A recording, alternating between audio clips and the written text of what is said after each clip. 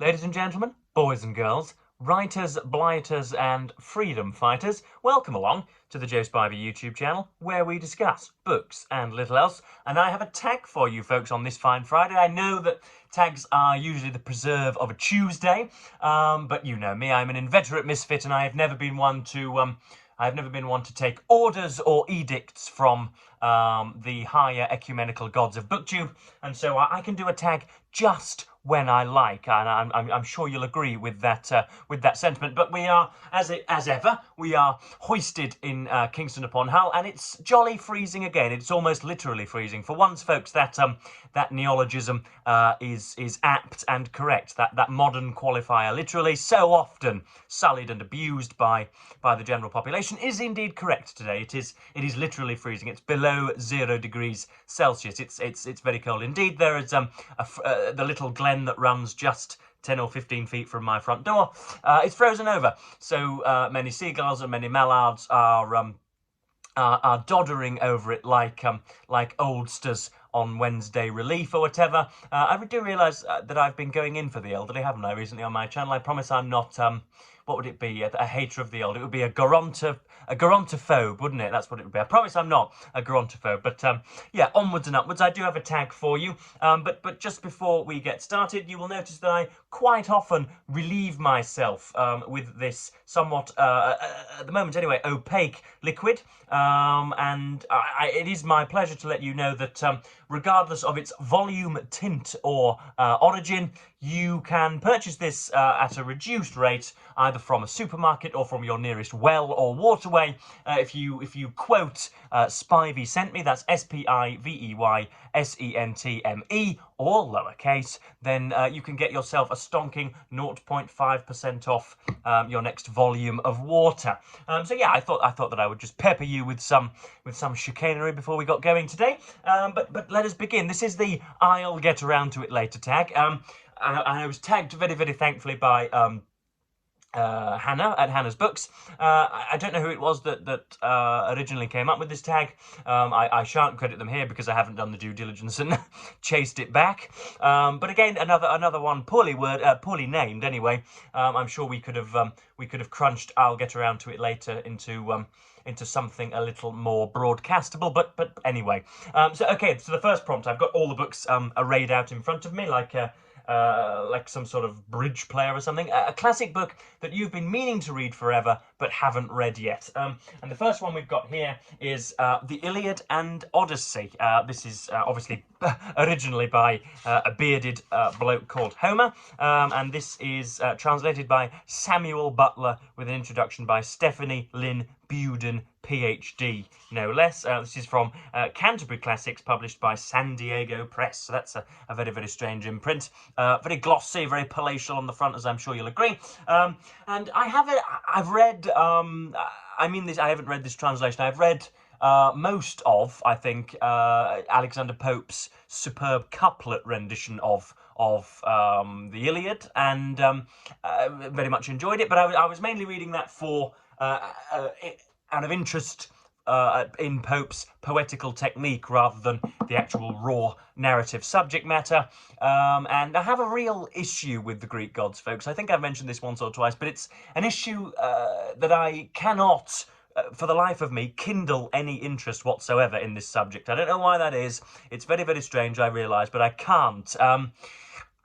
Because I have main questions. Perhaps some of you that are completely obsessed with this period, perhaps if, heaven forbid, the fine and greying Mary Beard, if she is watching this video, can assist me. The Greek gods, for example, obviously they are vehicles for ordinary human frailties and foibles. So you have gods that, they represent malice and caprice and goodwill and devilment and confusion and betrayal and desire and ambition and avarice and all the rest of it, right?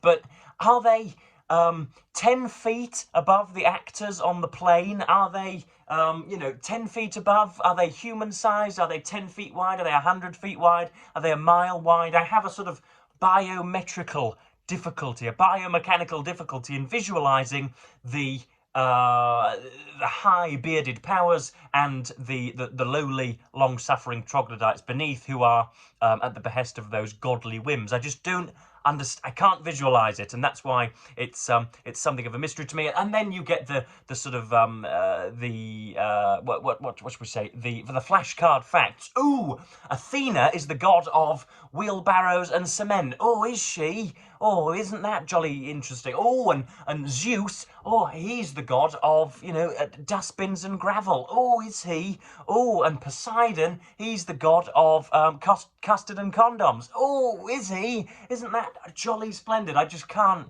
summon the interest for some reason, and so this has been sat on my desk for, it's been weighing down my bookshelves for a good long time. It's got everything that a sort of praiseworthy reader could want. It's got a fine ribbon bookmark there. It's got all sorts of excellent illustrations, and it even shimmers in direct sunlight because its outer edges are gold there. But I haven't gotten to it as of yet. So that's the Iliad and the Odyssey. Let's have a look at prompt 2. If I go into that much depth for every prompt, we shall be here all the morning.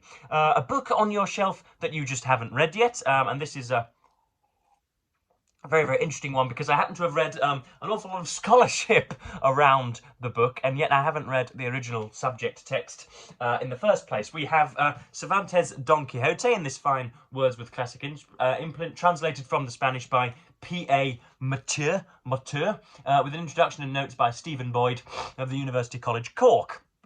Now this is complete and unabridged, and is something of a toe crusher. I think it's about 700 or 800 pages in this volume, and I know that it depicts a Spanish knight who, I should probably read the blurb, but I'm going to have a go blind.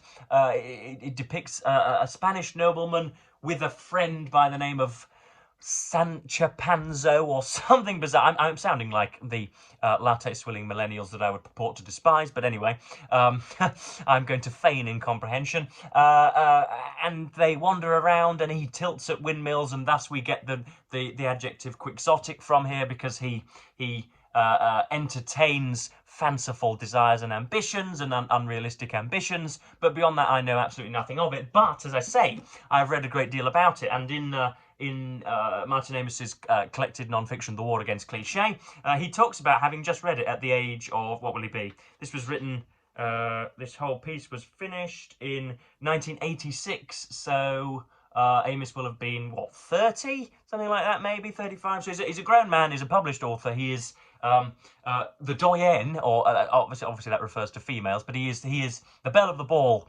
and is much loved in English critical circles by this point, and yet he's only just gotten around to read it. But this is the first chapter, the first section of his review. While clearly an impregnable masterpiece, Don Quixote suffers from one fairly serious flaw, that of outright unreadability. This reviewer should know, because he has just read it. The book bristles with beauties, charm, sublime comedy. It is also, for long stretches, approaching about 75% of the whole, inhumanly dull. Looming like one of Don's chimerical adversaries, it is a giant with legs like lofty steeples and arms resembling the masts of vast and warlike ships, while each eye, as large as a mill wheel, beams and burns like a glass furnace. But the giant has a giant weight problem, and is elderly and soft-brained. Reading Don Quixote can be compared to an indefinite visit from a most impossible senior relative, with all his pranks, dirty habits, unstoppable reminiscences, and terrible cronies. When the experience is over, and the old boy checks out at last on page 846, the prose wedged tight, with no breaks for dialogue, you will shed tears all right. Not tears of relief or regret, but tears of pride. You made it, despite all that Don Quixote could do. Now that is typically Amisian there, folks. It is both irreverent and very, very insightful. So yeah, I should probably get round to Don Quixote at some point, and yet I have not. Off that goes onto the dustbin pile. Prompt 3, a book you recently got that you haven't read yet, and this is Alison Weir's Henry VIII, King and Court. Henry VIII is probably the most prominent monarch ever to have sat on the throne. Historically, certainly. You could maybe look at James I and Victoria, and obviously the recently departed Elizabeth II of Saxe-Coburg-Gotha. but I think Henry VIII would probably win it as regards, sort of if toddlers were surveyed on their most prominent and favourite royal, he would certainly be there. He certainly comes up most on my favourite quiz show, The Chase, which I believe has come to America and many other European vassal states of ours, and he is often a royal answer on that show. Obviously, he is portrayed as a gloomy, malicious, shall we say, guillotine-happy old king who beheads very many of his wives when they have the gall not to shoot out a fine son for him. But beforehand, as we learnt when we read Wolf Hall, he was a sort of a very prepossessing young man who was a fine archer and a fine sportsman, who was lissom and sumptuous and perhaps centre-parted and perhaps even warbled into the ether on BookTube, perhaps. But yeah, so I'm dying to read it, but it is obviously rather intimidating, and I've conducted death via biographies, I think, this non-fiction November, so I'm becoming a little tired of them. That being said, a smaller one is coming next on my TBR anyway, so that reasoning can be thoroughly discarded. But yeah, Henry VIII, King and Court by Alison Weir. There is something of a sort of chalk drawing of him with his hands round his hips, somewhat impetuous with all of the courtiers heeding some of Henry's warnings on the back there. So I should like to get to that at some point. When was this published? Oh my gosh, it's gorgeous inside. When was this originally published? Bear with me, folks. Copyright Alison Weir, 2001. So this is quite a recent one. So I should get to that at some point. Very, very big with some ample pictures in there as well. Prompt number 4, a book you've had forever but haven't read yet, and this is this comes with again another little story, folks. This is Adam Higginbotham's Midnight in Chernobyl, the untold story of the world's greatest nuclear disaster. Now, I joke about Chernobyl rather a lot, folks. I use it as sort of metaphorical implementation whenever something smelly is abroad or whenever something stinks. You know, I always talk about there needing to be some sort of dome over it, like in Pripyat. But this was a very serious event indeed, and precipitated the fall of the Soviet Union. I'm saying nothing new, but just reiterating it for those of you who are historically ignorant, perhaps. But this book was, I believe, we came by this. I came by this at school, and you can see there's a sticker which was probably from some sort of foundation. This was bought for, a copy was bought for myself and for an old acquaintance of mine, Mr. Bibby, if you are indeed still tuning in. Hello, sir, how are you? And we, because tasked doing GCSE English literature, we had to do, I think it was a piece of journalism, and we took this as our cue to do a column on Chernobyl or something. I ended up doing it on the career-long serial mendacity of Lance Armstrong and his improper treatment of subordinates underneath him, rather than, you know, the kind of the plutonium disaster of what will it have been, late 1980s, but nonetheless we and the teacher told us that we could use the book. We weren't allowed to annotate in the book. But as long as we gave it back at the end, it would still be free for us. But if we wanted to take it home, then we'd have to part with some coin. But being the felonious little nerks that we were, I think we just slotted them into our satchels and had it away on our toes. So yeah, this is a book. This is a book that I've had. When did I do my A levels? I was 17 and 18. So I've had this for 5 years, long before I would have classed myself as a bibliophile. And yet I still haven't gotten round to it. And yet Chernobyl is a subject which interests me greatly. The HBO series never fails to evoke a tear in this cold and otherwise sober eye. So I do want to know an awful lot more about the Chernobyl series, and so and apparently, according to the back, it's an international bestseller. So we should probably get to this at some point. It's what is it? It's about 400 pages long. So I will the work of 3 or 4 days for me. So and probably it should have been conquered during non-fiction November, should it not?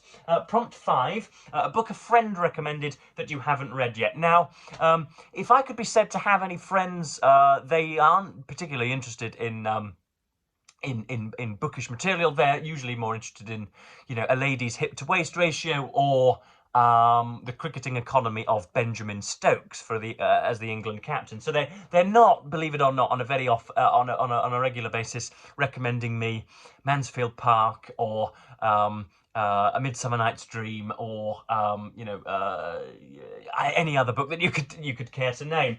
So I've gone for a recommendation from Grand Viceroy Spivey, because I refer to him as his Christian forename now. I very rarely call him Dad, and so I do regard him as more of a friend than as a kind of authoritative guardian now. So thank you, Stephen, for another recommendation. This is Legionnaire by Simon Murray. Again, I've had this for a good long while, and this is the story of somebody's 5 years in the French Foreign Legion. My 5 years in the French Foreign Legion. Now, apparently, it is said, so the grandest assembly of real fighting men that I've ever seen, marching with their heads up as if they owned the world. Lean, hard-looking men, carrying their arms admirably and marching with perfect precision. That's Field Marshal Viscount Alanbrooke describing them. Probably, I mean, the thing's going to fall to bits if I ever were to attempt to read it, but we may as well try.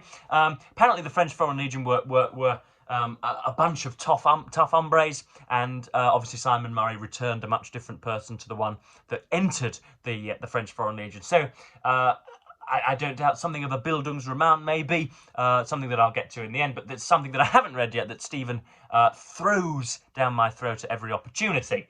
So that's going to go back onto the pile.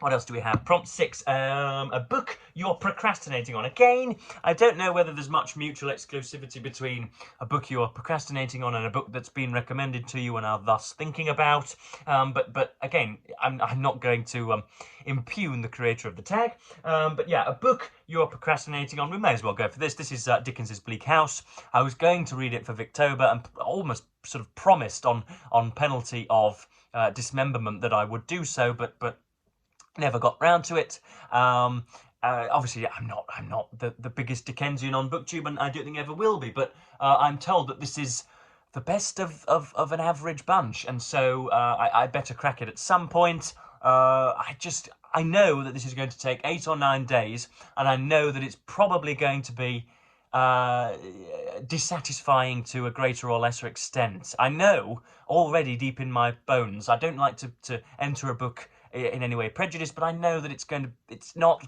I'm not going to love it, and so I don't know whether the phrase procrastinating would be apposite, but I'm very, very, very reluctant indeed, but I'm going to have to, because you have to get at least, I think, probably half a dozen Dickens novels in you before you can be reliably pointed to as a sort of decent canonical source. So I need to do this again on pain of dismemberment. So yeah, Dickens's Bleak House is something that I'm definitely procrastinating on. And then prompt number 7, the next book on your TBR, and it's one of 2 options, folks. We have obviously we're still in non-fiction November, and so there's still time for histories and biographies. So we've got Claire Tomalin's Jane Austen: A Life, and I think she's called in the first few pages Britain's best loved biographer, and she is of course chronicling the life of Britain's, I think, most imitated novelist, because nearly every single Regency romance in existence from sort of the 20th century onwards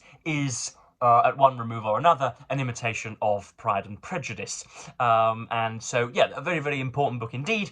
This is obviously the beautifully archaic Penguin Books selection. Obviously it's light blue for big ideas, green for mystery, orange for fantastic fiction, pink for distant lands, and dark blue for real lives, and purple for viewpoints. So that obviously it's again the work of 2 or 3 days. So I should enjoy this, and yeah, it's definitely one of the next books on my TBR. If not, we are another estimable BookTube event run by Mark at A Book Time with Elvis, I believe, Dr. November, which encourages us all to read about spy novels, something which should appeal to Joseph. Yeah, I like nothing more than flying about on private aircraft and clapping the cheeks of a Romanian supermodel and then saving the world from the grips of communist overthrow.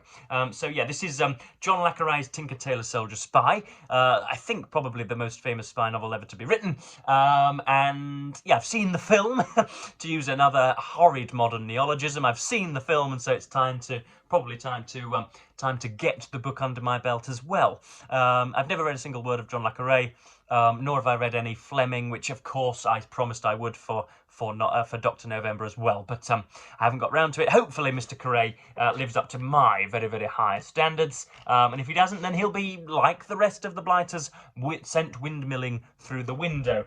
So yes, and then of course the last prompt tempts me to tag some people. I am going to go for the aforementioned Market Book Time with Elvis, who has, to the betterment and fulfilment of everybody on BookTube, has recently returned after a recent sojourn in away from the limelight, and perhaps he could do it, I think, smouldering into the wind amidst that sort of desolate tundra that he likes to record. He's out there walking his dog, and he usually reads out something of an essay. That's a really, really great tactic, Mark, that I should probably take up myself. So yeah, I would like to see what Mark makes of this. Next up, in order to sort of raise her from the quagmire of inactivity, I should like to tag Josie from Josie Talks About Books, a very, very entertaining booktuber who doesn't produce nearly as much content as myself and her many other thronging fans would like to see. And then finally, third, we have Daniel from A Guilty Feet. I should like to hear the answers to these prompts from him, but I also need to engage in some sort of psychological deprogramming with him, because he is under the admittedly tempting but erroneous conclusion that Normal People by Sally Rooney is a good book. Now that, of course, is objectively correct. He is calling 2 and 2 5, and he's calling the sky bright purple rather than gorgeous blue. And so I'd need to hear the answers to those questions, but I'd also need to, I don't know. I wonder just which nefarious force has overtaken him. I'd need to exorcise that force, because we can't have decent booktubers like him committing such, what should we say, almost defamation in the name of objective truth by calling Normal People a good book. I don't know what it was. Maybe somebody in the bookstore from which he procured Normal People got the cover of Sally Rooney's Normal People and put another novel in between the front and back cover, because that's the only thing that could explain it. I don't know, but anyway, that's a long way of concluding the video. That was the I'll get round to it later tag. It is a common ailment of us booktubers, and I think general readers indeed, where we have many, many, many more books than we could possibly hope to read in the next 2 or 3 months, and yet we know, with Christmas around the corner and with second-hand bookstores popping up everywhere and anywhere, that we're probably going to be acquiring lorry loads in the near future as well too. So yes, I've thoroughly enjoyed doing this video, folks. I felt on top form, and so we'll be coming at you tomorrow with a final review of Roland Huntford's biography of Shackleton. He is just trying to save the remnants of his crew on Elephant Island. He has just had his first shave in 18 months and has been bathed by the Norwegian whalers at where the hell is he now? He is at a certain bay whose name is not going to come to mind. But yeah, I'll be hitting you with that. Probably I'll be recording it tomorrow and releasing it on Sunday for you. But I am going on without a cause, and so I'm going to cap this video at just over 23 minutes. And anybody else that's a booktuber and has happened upon this video who I happen not to have mentioned, feel free to perform this tag as well. So yes, I am going to, as ever, thank you ever so much for watching BookTube, and give you a hearty goodbye.